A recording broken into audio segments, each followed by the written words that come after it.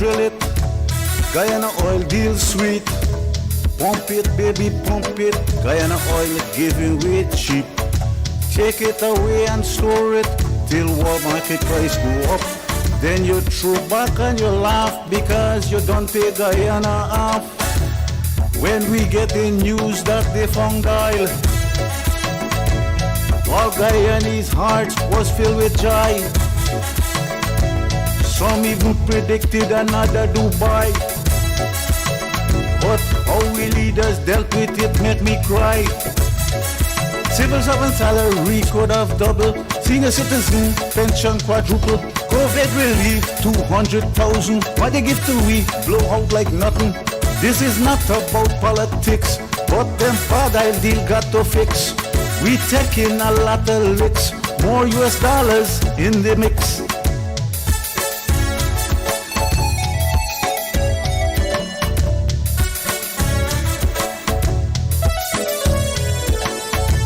Drill it, baby, drill it. Guyana oil deal sweet. Pump it, baby, pump it. Guyana oil giving away cheap. Take it away and store it till world market price go up. Then you throw back and you laugh because you don't pay Guyana off. We must hold our leaders accountable. Let them know they are responsible for the wars I'll deal in the world. When I think about it, my blood does boil. We must stop this stupidity or we'll end up in poverty. I call on all Guyanese to show solidarity. Guyana, time to unite and do what is right. Demand better oil deals. This is a national appeal.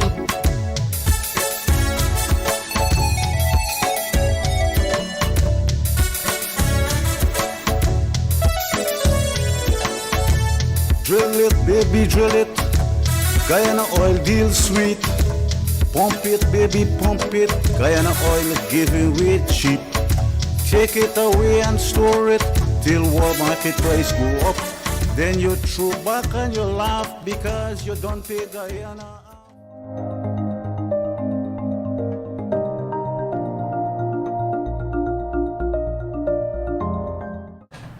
Good evening, ladies and gentlemen. Welcome to this week's episode of Guyana's Oil and You. I'm your hostess, senior journalist and editor of Kaieteur News, Kiana Wilburg. And this evening, we have with us the senior vice president of the Georgetown Chamber of Commerce and Industry with us, Mr. Timothy Tucker. Sir, welcome to our program. Oh, thank you for having me. Great. So it's your first time here, and we do hope that you're not a stranger because we would have seen you contributing to the local content debate, which is a very hot topic in Guyana at the moment as we pursue efforts to develop the industry. And apart from yourself, the Chamber as a whole has been an ardent contributor to the local content debate. Now, with that said, I'd like to jump right into our discussion this evening.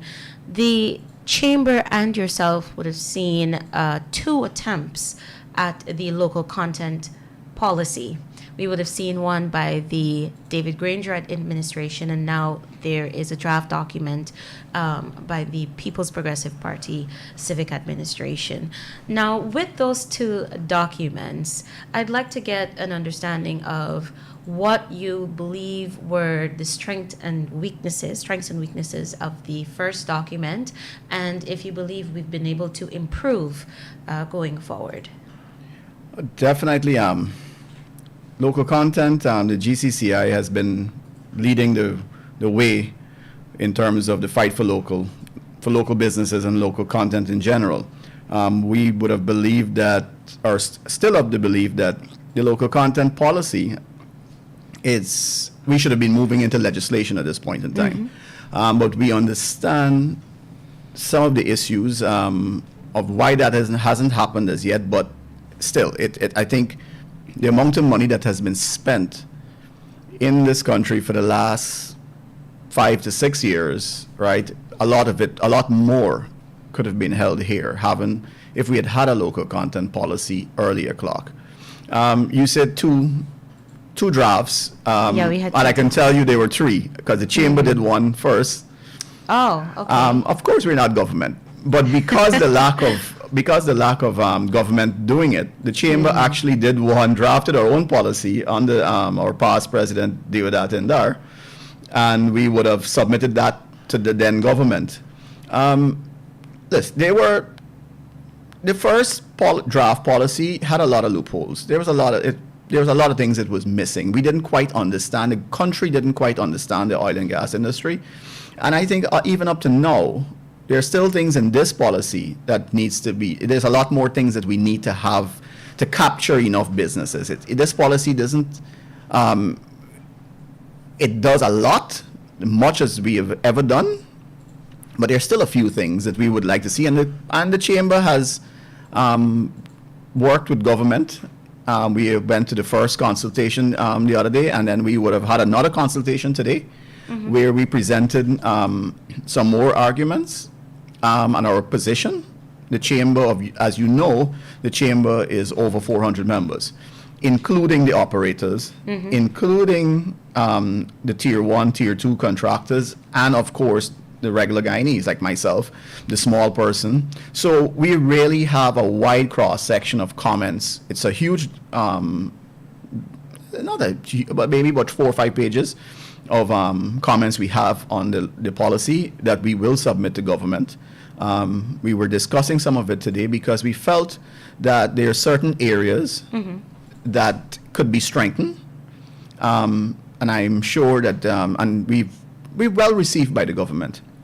There's an honest effort to get it right, but we don't want to spend all the time trying to get it right, and then we do like what we were doing for the last 5 years. Because I can remember sitting with the then Minister of Natural Resources who was handling it, and I would have said to him in the first discussion that we need a national local content policy, not an oil and gas local content policy, right? Because it needs to be broad. It needs to cover all sectors, because we don't only have people coming here. I mean, if we look, you fly into Region 7, or I think it's Region 7, you got 2 big holes in the ground, right?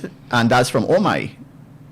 And likewise, we don't want a big empty hole in the ground outside there in the ocean, right? And Guyanese get nothing from it. When that oil is finished, Guyanese should be able to compete worldwide in the oil and gas sector if it exists. But there's so many smaller and trickle-down effects that we can learn from, and that is what the chamber has been pushing. To have the partnerships and the integration, the knowledge transfer, teach us, let us learn the oil and gas industry. There's still, Suriname is behind us. Guyanese can be able to come up to create partnerships, get the knowledge transfer, and then go to Suriname, and also not just operate in Guyana, but go to Suriname and do the same thing there. We can partner with Surinamese, and we could transfer knowledge there. So, I mean, those are some of the aspects, and the policy, going back to your original question, I know I went off there a little bit, but the weaknesses of the policy, the previous policy, it was numerous weaknesses. We would have made ourselves clear on that numerous times. The definition is alone. Do you see an improvement? And let's start there. Sorry to cut you. In terms of the definition, is the chamber more satisfied with the definition that you have in the new draft? All right. So if you're going to compare the new one to the old one, yes, we are. Okay. Right. Are we completely satisfied with the new one? No. We would like the definition of local businesses.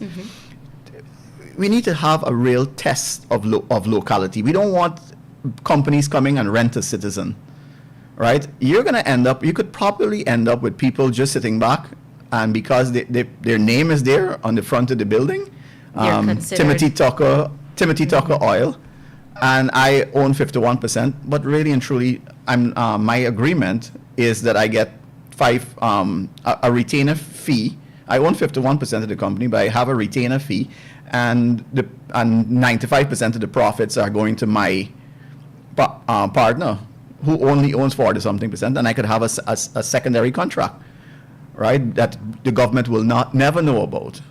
So we got to make sure that we actually, the profits, the way that is defined, that there's a term test of locality, that the Guyanese, your local content, and the Guyanese there, the money is actually staying here. Because that's the purpose of local content, is to get that money to stay here, and it could develop the country. So there's a few laws that have to be changed to really help that situation.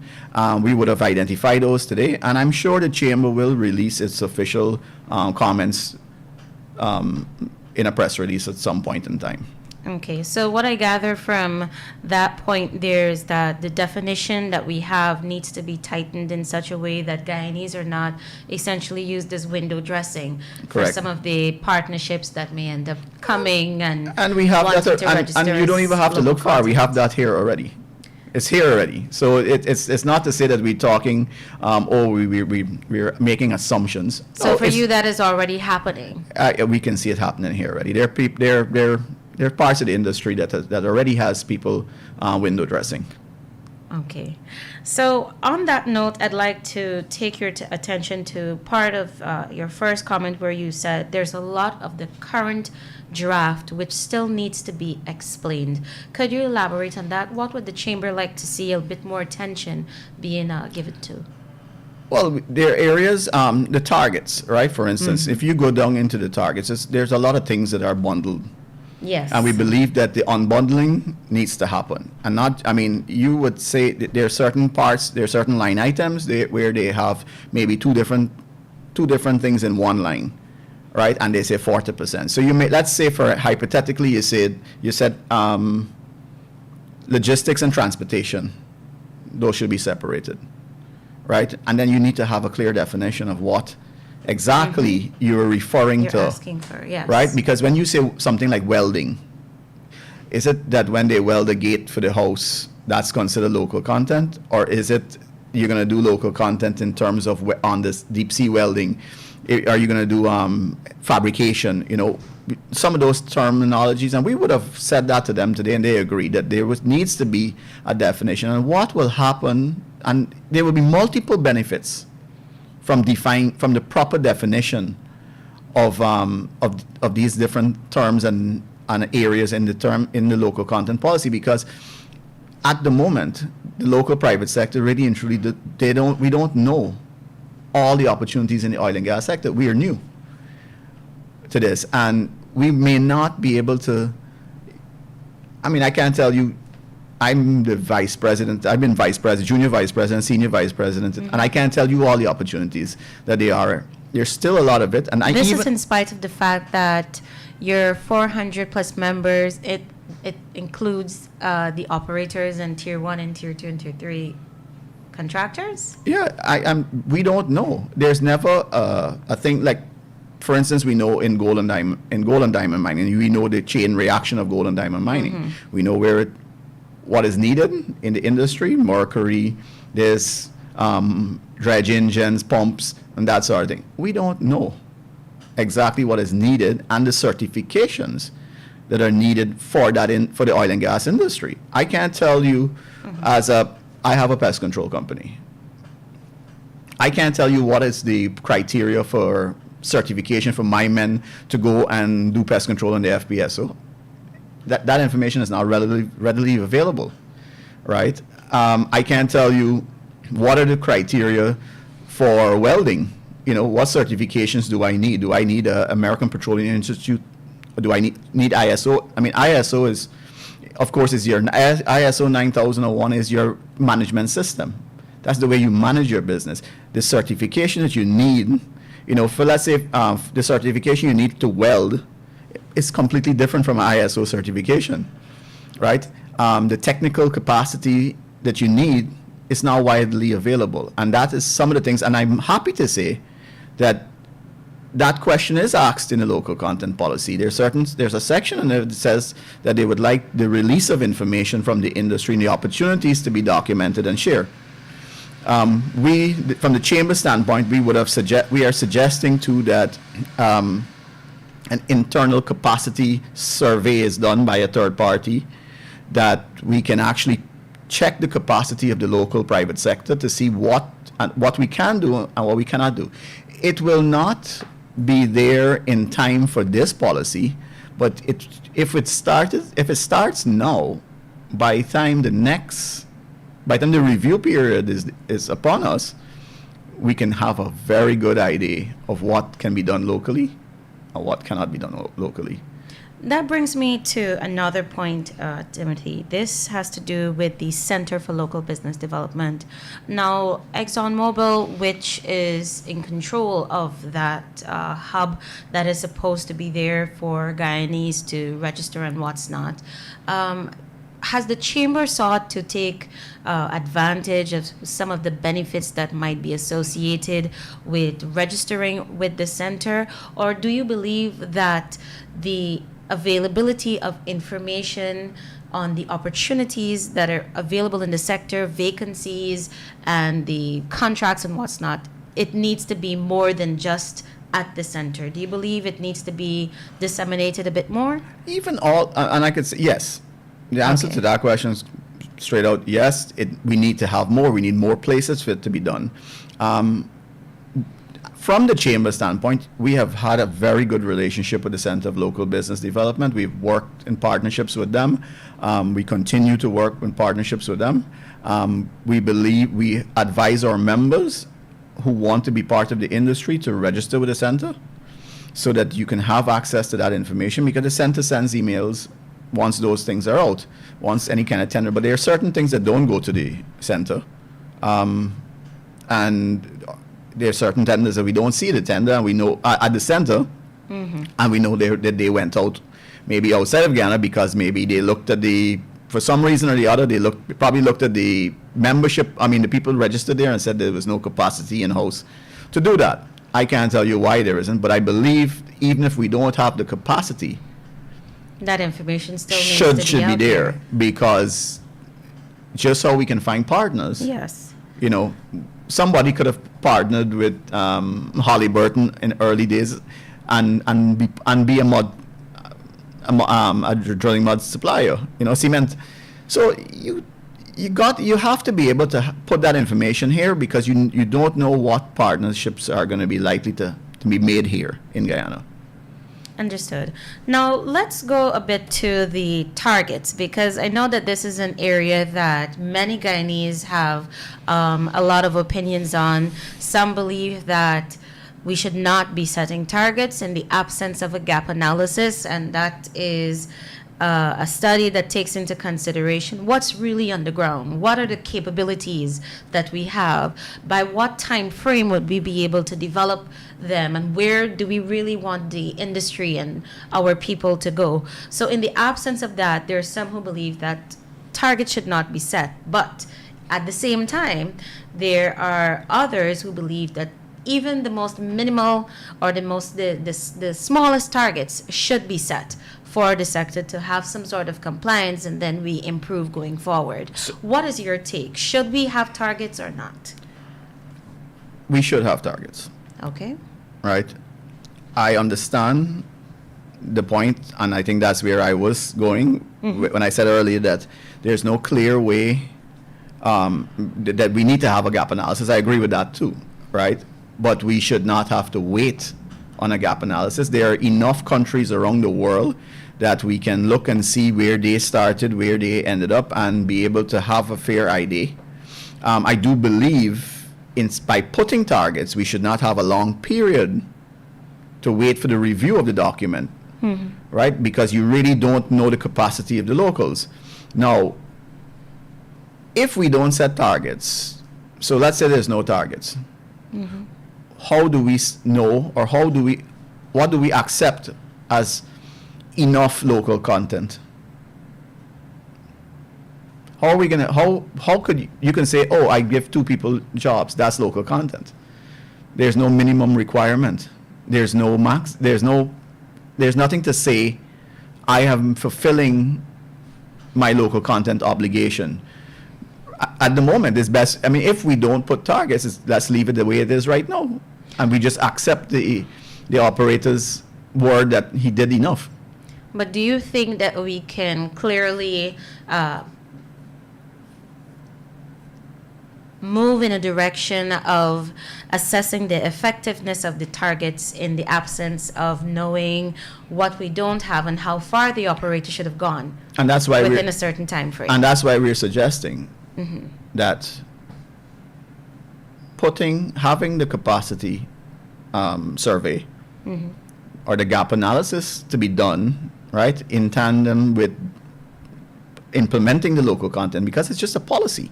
It's not legislation, Okay. right? Legislation, policy is to guide, Yes, legislation. right? So it's not written in stone until it's written in legislation, right? And even when it's written in legislation, right, you could amend the legislation, Correct. right? But the fact is that we believe that you have to put a base figure, right? There are certain things that the draft policy has in place that I think that we can exceed already, because you remember we're 6 years in. We're 6 years after we found. We're at a 6 year point. We're over Since the discovery. since the discovery. We're approaching May, and then we are also over a year in production. So there are certain things that we surpassed already in terms of where that policy is. So, and that's my little fear, and that's why I said the targets. The targets is where we should really adjust them, right, to a point where we can say, listen, this particular target, we are going to review it not 3 years down the line, earlier. The targets should be reviewed earlier than they are at the moment, right? Because if you look at it, if you look at the policy right now, the targets, the first round of targets end in 3 years. Yes, I remember seeing that. Then The policy is reviewed in 2. yes, I remember. So what happens seeing that there? as well? There's So- an opportunity to review. Yes. No, but there's an opportunity to review, but when you review, you've not hit your target as yet. And then if it's every 2 years, when your target comes up, you have to wait till the next year to switch your targets. So it's either we have an annual review of the policy, right? Or you set your target, your review, and your target At the same time. at the same time, Yes. right? And that's what needs to be done, because the entire field, you got to be able to give Guyanese some amount of work. You have to guarantee that, right? I take that point, but I'd like to take you to another aspect of that discussion. And that is, on one hand, you have a population of about 700,000 Guyanese. And then you have targets that are over 100 for services, various services in the draft. Now, Brazil, with over like millions of people, 200 million, they were unable to meet 90 services for the oil and gas sector, and they would have had a serious review process where they've been forced to bring down those ambitious targets. Do you believe that in light of that, we definitely need to temper our expectations of what we want to be maximum local participation in particular services? Because at the end of the day, and you would have said it earlier, the president has said that local content cannot only focus on one sector. We still have to ensure that we build other industries. We have the human resources to build other industries so that we're not left vulnerable, just being dependent on oil and gas. So what is your take on tempering the expectations that we have for maximum local content? We have to realize in our own skin that we do not have the capacity to do everything, right? But it doesn't say that I can't find a partner, me going out there and finding a partner to take on the toughest one, the most lucrative one. I can safely say that there's no way I can do on the water with a rover on deep sea fabrication or anything like that, but I can go out there. I could put together a good proposal. I could present it to government. I can go out there. I can find a partner. We can partner, and we can say, listen, it's not just Guyana anymore. It's a Guyana basin. So the opportunities does not just encompass Guyana. It encompasses Guyana, Suriname, and who knows? Venezuela has just indicated that it's willing to open back up itself to overseas oil companies, right? So you can set up shop here and say we're going to service Venezuela, Guyana, Suriname, and maybe if the French decide to go and search for oil. But the thing is that we cannot limit ourselves, right? We shouldn't set a limit. Add as much as we want in. What we'll be able to, it's a policy. If we can't, the first, Guyanese should be given the first consideration, right? It shouldn't be that you tell us that, I mean, we're not going to say that you have to give us. Okay. Right? Consider us first, give us the opportunity. No, we can't, then move on. Next, regional. No, there's no regional capacity to do it internationally. But at least you give us a fighting have all chance. of the opportunities available to Guyanese. It's our oil. Fair enough. On that note, we'll go to our first commercial break, and when we return, we'll wrap up our discussion on local content with the Senior Vice President of GCCI, Mr. Timothy Tucker.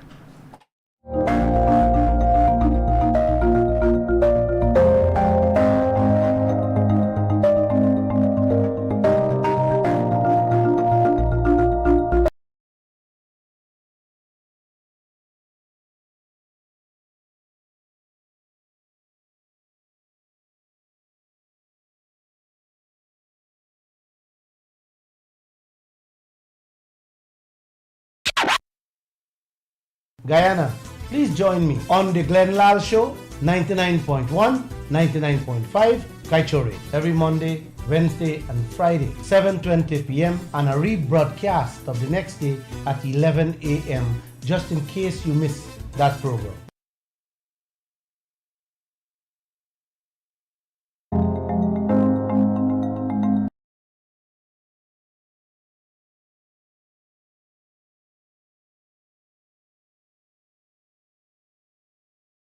If you're now joining us, this is this week's episode of Guyana's Oil and You, and you are here with Kiana Wilburg, Senior Journalist of Kaieteur News, and the Senior Vice President of the Georgetown Chamber of Commerce and Industry, Mr. Timothy Tucker. We're wrapping up a discussion this evening on the draft local content policy and some of the perspectives that would have been offered to the debate by the GCCI as well as Mr. Timothy Tucker himself, who's no stranger to this type of dialogue. Mr. Tucker, we will wrap up tonight's discussion, and I know that we focused a lot on the policy, but there are two critical matters that have also been dominating the national conversation, and it relates to shore-based facilities and the gas to shore project.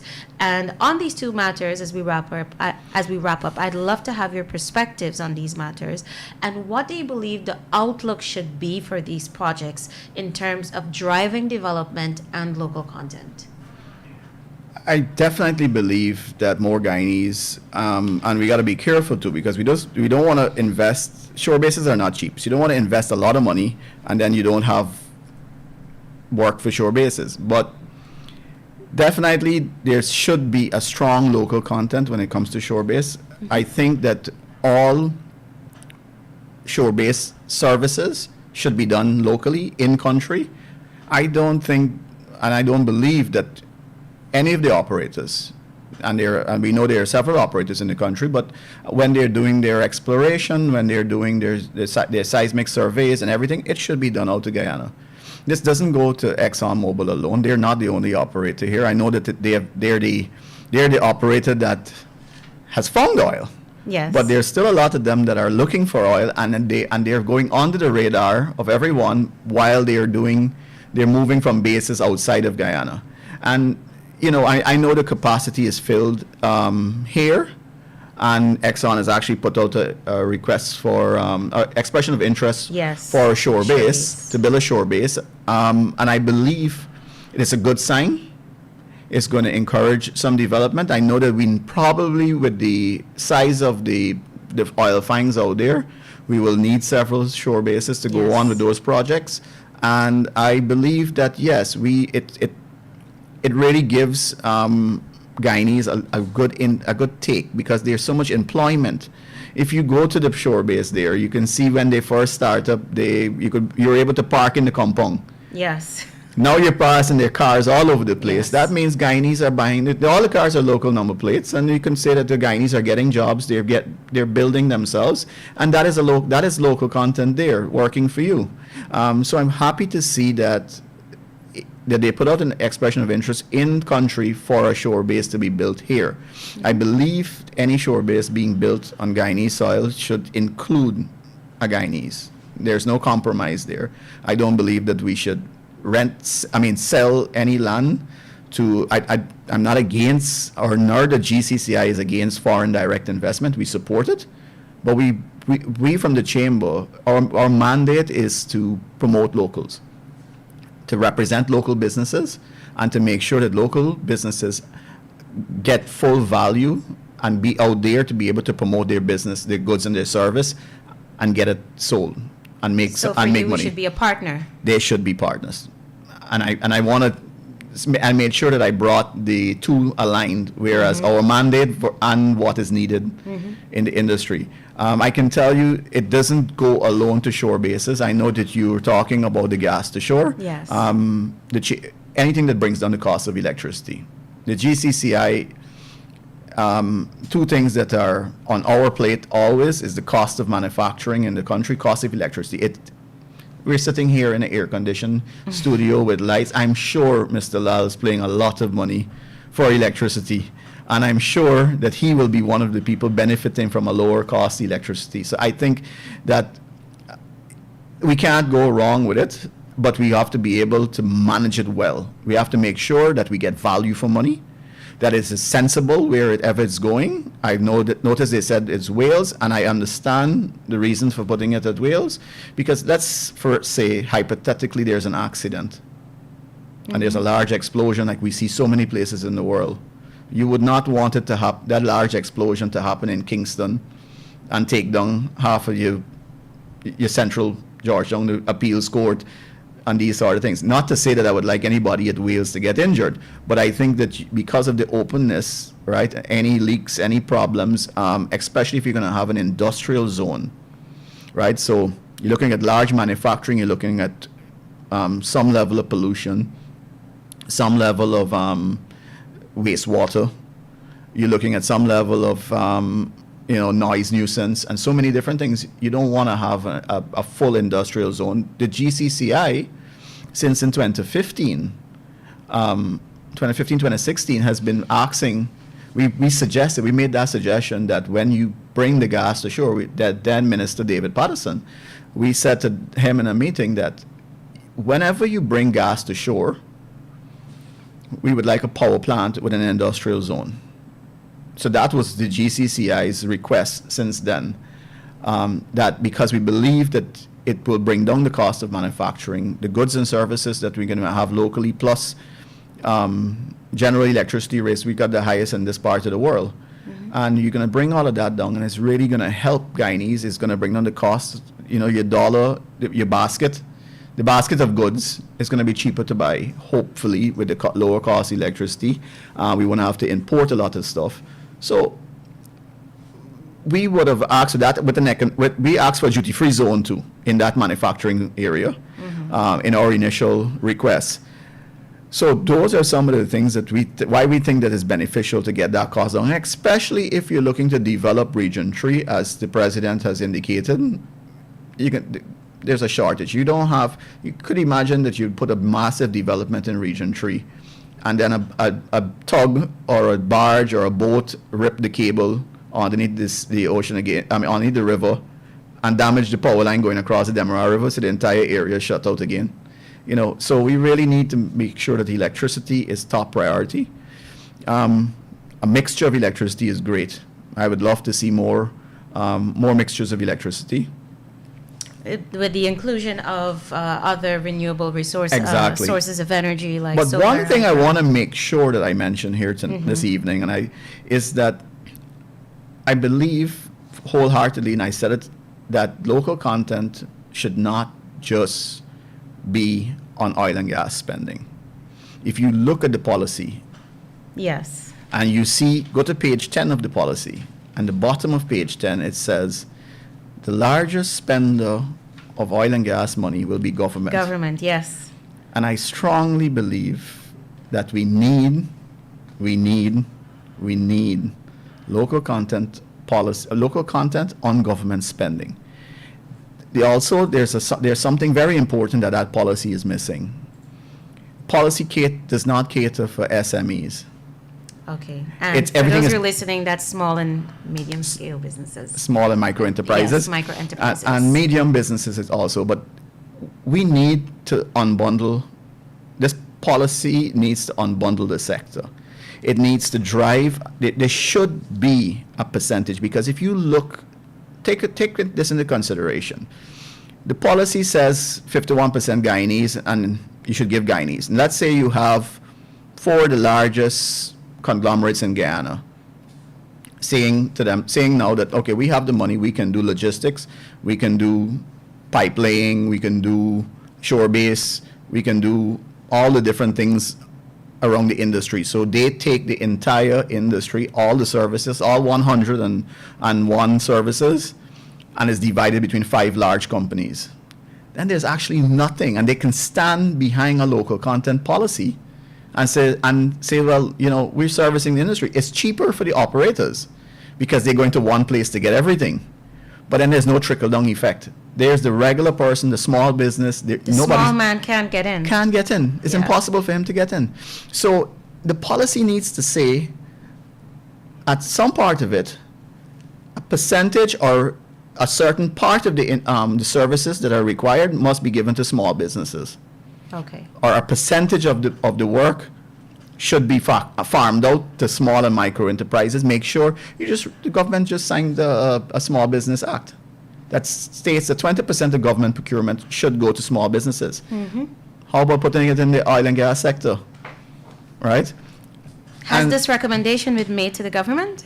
I said it at the Artichong Center in the consultation. Okay. I've said my part on government spending, right? And I know the excuse was made that government has to borrow money, and the lenders have to the lenders dictate how it's spent. Mm-hmm. But we are no longer a poor nation. We're upper middle class in the category that we add, so we have some leverage and to negotiate. And we have some spending that will be coming from the Natural Resource Fund. Exactly. To boost infrastructure. So that we need to make sure that local businesses benefit from that spending. Guyanese should be part of building Guyana. Thank you very much, Mr. Tucker. That's a really good note to end on. I'd like to thank you once again for being part of tonight's discussion, which sought to look at various aspects of the draft local content policy and some of the consultations that we would have had, some of the ideas, perspectives that came out from that process, and the contributions of the Georgetown Chamber of Commerce and Industry. I would encourage the Chamber to continue the stellar work that it's been doing in advocacy, and I do hope we can have you back here for more insightful discussion. So once again, thank you very much for being part of the panel tonight. To our listeners, wherever you are, we thank you once again for being part of tonight's edification process, and we do look forward to having you back with us next week, same time, same place. Do have a good evening, everyone, and please remember to stay safe. Thank you. Have a good night.